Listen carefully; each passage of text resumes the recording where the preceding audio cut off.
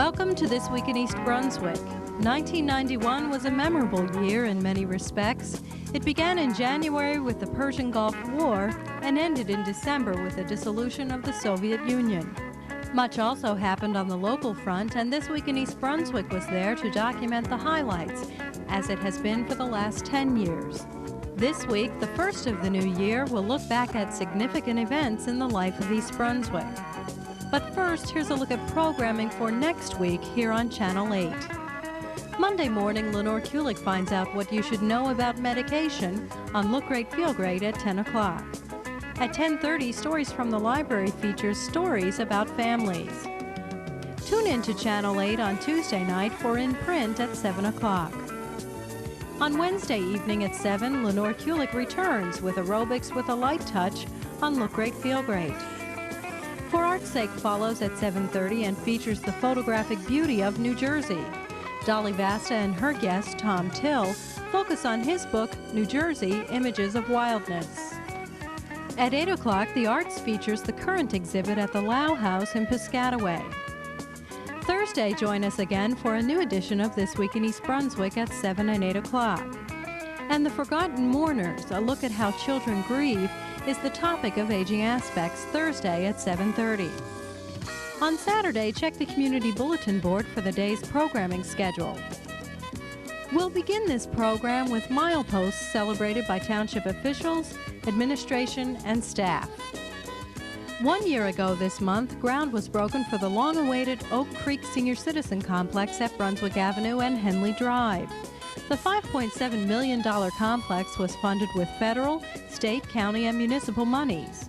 The project, in the works for 5 years, will provide 79 units for low-income seniors.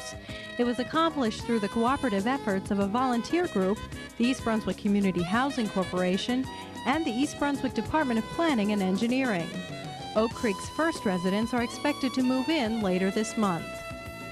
Senior citizens are a vital and growing population within this community, and the Township Senior Center is a popular gathering place and resource. According to Director Cynthia Schachter, the outreach program, coordinated by Patty Sullivan, really took hold this year. When it was first started, the program served 10 clients. Currently, it's assisting 42 clients and 14 families who are caregivers. One facet of the outreach program is the very successful monthly television show called Aging Aspects. This year, the show, focusing on hospice care, was a finalist in the National Federation of Local Cable Programmers competition, the Hometown USA Video Festival. It was also chosen by the National Council on Aging for its annual conference in Washington, D.C. Do you think you could take us to see a patient's room? I'd be happy to. Right over here, Patty. Patty, this is a typical patient's room here. As you notice, what we've tried to do here again with the beautiful soft colors and so forth, we've tried to make this room more like home than a hospital or an institution of any kind. As far as nursing is concerned, they still have needs for basic medical equipment, but look at how beautifully it's hidden behind here. It's an attractive setting, a place in the center for them to hang pictures or little notes, handwritten things from the grandchildren. The beds, the bedside stands and chairs, and we also, in order to make it more home-like, welcome them to bring in their favorite lounge chairs, pictures of the grandchildren, anything that would make this room more like their very own room. And they have the freedom to do so. Programming at the Senior Center this year included preparation of more than 10,000 on-site meals and home delivery of another 7,500. More than 100 volunteers contributed their time and assistance in order to make the programs work. One of the things that seniors enjoy most is celebrating. The center never misses an opportunity for a party. In February, the focus was on couples who had been married for 50 years. In April, it was on members who volunteer in a variety of ways at the Senior Center. And in December, the annual holiday party had the best turnout ever at the Farrington Manor. Good afternoon. This is Cynthia Schachter, Director of East Brunswick's Department on Aging. Almost 300 of East Brunswick senior citizens are here at the beautiful Farrington Manor celebrating the holiday. We want to wish all of you who are watching happiness and most of all good health in 1992. Happy New Year, everybody. In December, a deal initiated by Jackson Agra with the DeBartolo Corporation came through. It promises a $400,000 expansion to the senior center. The addition will serve two purposes. It will permit larger enrollment in now crowded classes like crafts and English as a second language, and it will also allow for more variety in programming. When the war in the Gulf was announced, Mayor Jackson Agra and the town council demonstrated their support for the soldiers with a yellow ribbon ceremony, and they welcomed them back with an all-out Memorial Day parade. This year, for the first time in recent memory, the council took to the streets as a group for a walking tour of the town. They spoke with township staff from virtually all departments about problems and accomplishments. There were some changes in the township's government also this year. Elected to the state senate, Jackson Agra resigned as mayor. Well, the first thing I have to do is see if I can maneuver onto the right committees, which is the process now. I was fortunate enough in choosing my first role. I've already taken my first vote, and that was for Senate President. And fortunately, I supported the person who became Senate President, which will help me get on some committees that I think might help Middlesex County and East Brunswick, certainly. Township Council President Ira Oskowski was elected by the council to complete Sinagra's term as mayor. I, Ira Oskowski, do solemnly swear that I will support the Constitution of the United States that I will support the Constitution of the United States and the Constitution of the State of New Jersey, and the Constitution of the State of New Jersey, and that I will bear true faith and allegiance and I will bear true faith and allegiance to the same and to the governments established in the United and States to the governments established in the United States, and in this state under the authority of the people, and under the authority of the people, so help me God. so help me God. I do further solemnly swear I do further solemnly swear that I will impartially and justly perform all the duties and justly perform all the duties of the office of mayor And Anthony Riccobona was elected to fulfill Oskowski's term on the council. While controversy over Edgeboro continued, 1991 witnessed the long-awaited cleanup of a designated Superfund site in East Brunswick, Freed Industries. As toxic waste left the township, a deadly disease infiltrated the county and the township. Residents were kept informed about how to protect themselves and their pets from rabies by Animal Control Officer Mike Mansfield. I've been on the air a few times letting you know that rabies was coming into East Brunswick. Well, as of April 30th, we had our first positive case of rabies in the Riva Avenue area. The phone hasn't stopped ringing with lots of people concerned about this, and I just wanted to give you a little bit more information. In reference to this one case, it resulted in 4 people having contact or possible contact with the rabies virus, and they all had to receive rabies shots, myself being one of them. Regular township-sponsored programs like the Children's Summer Theater, the Summer Concert Series, Wonderful Wednesdays, and the Turkey Trot all help to make this a friendlier, closer community. Most recently, East Brunswick schools have been in the news because of a $5 million cut in state funding. But last October, the big news was that the high school had been recognized as a National School of Excellence. East Brunswick was one of 222 schools out of thousands in the nation to be designated a National School of Excellence or a Blue Ribbon School. The U.S. Department of Education conducts the Secondary School Recognition Program annually, selecting schools that exemplify excellence in education. At this week's ceremony, held at the J. Doyle Memorial Field, a flag was presented to the school system by U.S. Department of Education Representative Herbert Stupp. Several other guests, including Mayor Jackson Agra, were on hand to congratulate the students, faculty, and administration for receiving this prestigious award. I'm extremely proud of you, and I'm pleased to be here to help you bask in the appropriate glory that you are feeling as a result of this celebration. And what it is that we're celebrating is not only your accomplishments. In a sense, we're celebrating you receiving this award, the fact that we have young people here in New Jersey that are setting the way for excellence, all of us here in this state. In 1991, the schools also celebrated a recently forged partnership with Belcor. For hundreds of students at the high school, in preschool, and in the GED program, 1991 meant graduation and new beginnings. New beginnings at the library included the inception of New Jersey Nightline in November. New Jersey Nightline is a new late-night, toll-free, ready reference service. It serves the entire state of New Jersey, headquartered here at the East Brunswick Library, although we are considered a service of the State Library. Reference librarians are here 7 nights a week, from Monday through Thursday from 9 p.m. till midnight, Friday, Saturday, and Sunday from 5 p.m. to midnight. They're here to take your ready reference questions over the phone. Just about anything that you would call your local library for to get answered during the day, we can answer here at night. About 2 years ago, the State Library held a conference looking for ways to increase access to library information. And one of the ideas that came out of the conference was this one, the idea of late night service to people who can't use their libraries during the day. Almost 1,600 calls, twice as many as expected, were received during Nightline's first month of operation. 1991 was a year of impressive numbers all around for the library. It was the year of the Friends of the Library's 17th annual book sale, and the year This Week in East Brunswick celebrated 10 years of production, and the year the Library Board congratulated President Turby Smilo on her 20-year anniversary as a member of the board. And at Channel 8, 2 volunteer hosts celebrated 10 years of service. John Megliaro, the popular host of Sports Talk and Channel 8 Sports. Hi, I'm John Megliaro and welcome to Sports Talk.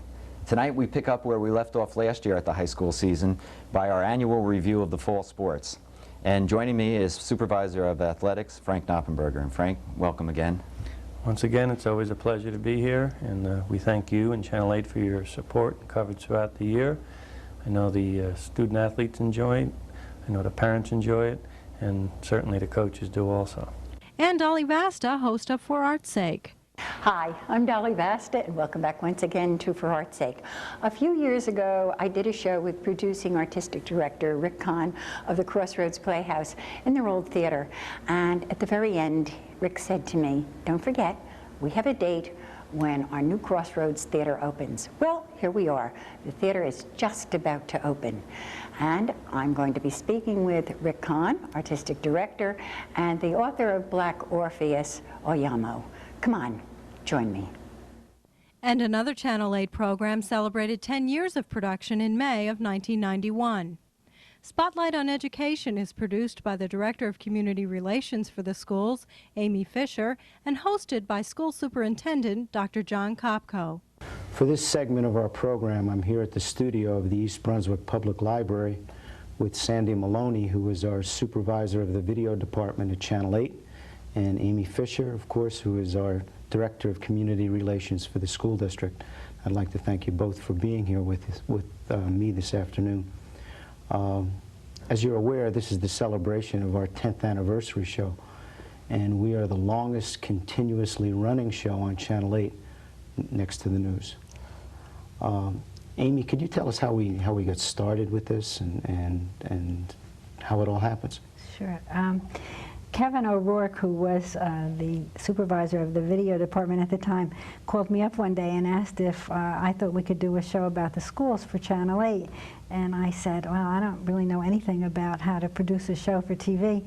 And he said, well, it's no big deal, you know, we could just work on it. So he said he really would like to have a show about the schools because it was such an important part of the community. So I spoke to your predecessor, Dr. Sweeney, and asked him what he thought of the idea. And he thought it was a great idea because of the fact that it would give us another way to tell the public what was going on in the schools. Our many thanks to all of our hosts for volunteering years of dedication and talent to Channel 8 and to the community. Despite financial cutbacks in the world of art last year, many area cultural organizations seemed to blossom. The Zimmerli Museum on the Rutgers campus in New Brunswick was given 2 extensive collections of Soviet art. And Crossroads Theater, also in New Brunswick, moved uptown to a new home on Livingston Avenue. Crossroads is the country's largest African-American theater company. In January, Kathleen McGee Anderson's Oak and Ivy, a lyrical love story about the Dunbars, will have its world premiere at Crossroads. At home here in East Brunswick, the Community Players celebrated 10 years at Playhouse 22 on Dunham's Corner Road. On Fern Road, the Quietude Garden Gallery featured an exhibition judged by world-renowned sculptors George Siegel and Isaac Witkin. And in the Lawrencebrook development of town, the Shapiro's Garden was judged remarkable by all lucky enough to have strolled through it. Marion and Benjamin Shapiro of the Lawrencebrook section of East Brunswick started gardening about 50 years ago. Today, their garden extends from the street in the front yard to the edge of the bank of the Lawrence Brook in the backyard. The Shapiro's gardening abilities have not gone unnoticed. At its annual dinner meeting last month, the Princeton chapter of the American Rhododendron Society surprised the couple with a bronze medal, the highest award given by the chapter. The Shapiros were recognized for their outstanding work in hybridizing plants and for sharing their cuttings and knowledge with other members of the society. Marion Shapiro explained how they got started growing flowers. Well, we moved here in December of 1939.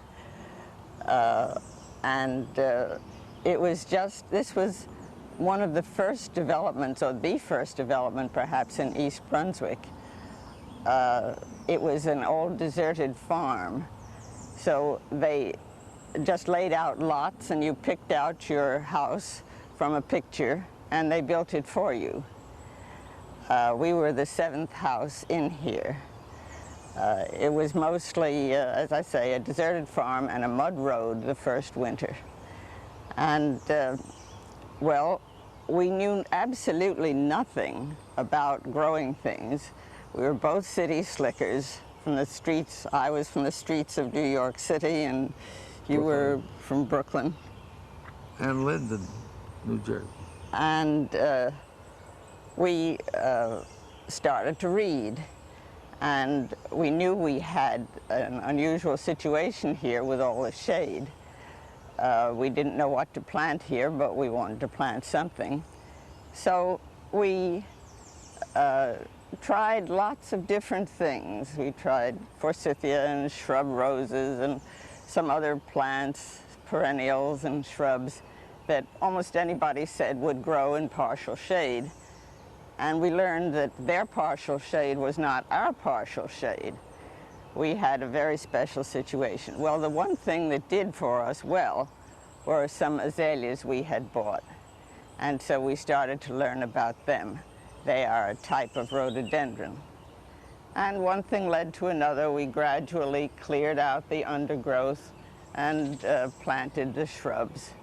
I guess part of our inspiration was visiting the college farm. Yeah.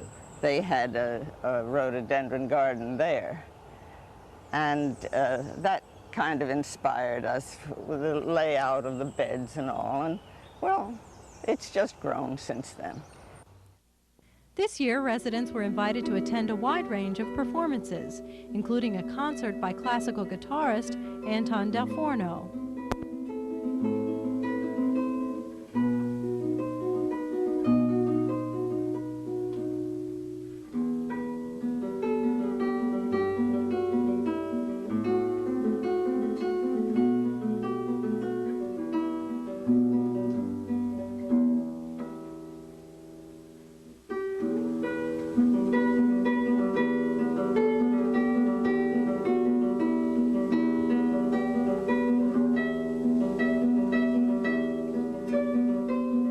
Country Western music by the Eagle Creek Band. Oh, play me some mountain music like Grandma and Grandpa used to play. Then I'll float on down the river to a Cajun hideaway. Drift away. And a fascinating presentation by the Hellenic Dancers.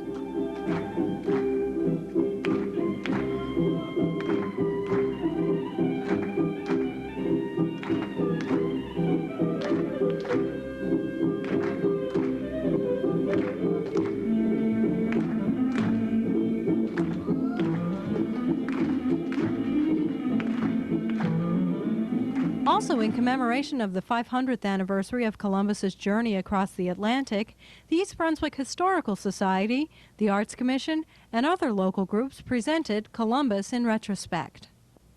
Quite a few famous faces visited East Brunswick in 1991. In the spring, Giants wide receiver Stacy Robinson visited students at Hammarskjold School to talk about the importance of reading. And Mrs. Lucinda Florio joined the kids at High Road School in welcoming home Desert Storm troops. Abe Lincoln put in a surprise appearance at the high school. And our current president, George Bush, turned up at the Ramada Renaissance for a Republican fundraiser in the fall. In addition to covering these newsworthy events, This Week in East Brunswick also covered the day-to-day activities of local people that make this town a place people are proud to call home. We featured stories on the Challenger Baseball Division of the Little League, designed to meet the needs of the township's mentally and physically handicapped youngsters. We heard about programs provided by the local chapter of the American Cancer Society, the Boy Scouts, and the community mental health players. And we were on hand for the PBA's annual fishing derby, the Deborah Hospital Horse Show, and several of the events sponsored by the DAISY program and the BIC Association. Now, as we turn from the old year and jump into the new one, we'd like to wish everyone a very happy new year. And we invite you to join us for This Week in East Brunswick in 1992 for a continuation of our regular features, including Gardening with Peggy Ballister Howells, and our weekly reviews of the town council meetings. We'll also provide coverage of the 1992 mayoral and council elections, and we'll join the library in celebrating its 25th birthday. Meanwhile, Happy New Year and thanks for watching.